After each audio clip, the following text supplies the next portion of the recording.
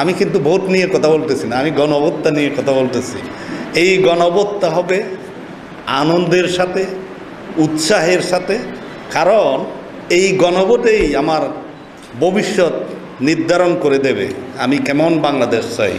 Some and substance, আপনাদের যে 11টা আছে, যে লেখা আছে ওখানে 11টা পয়েন্ট দেওয়া আছে, এর একটাই মিনিং যে আমি হ্যাঁ ভোট দেব।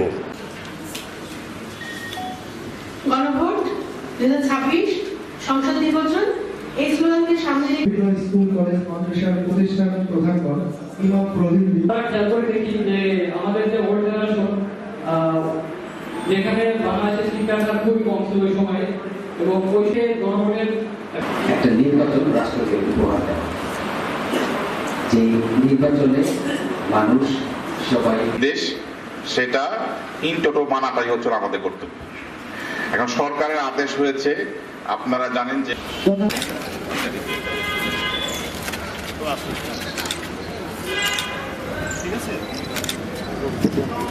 গণভোটের ব্যাপারে কি চাচ্ছেন স্যার?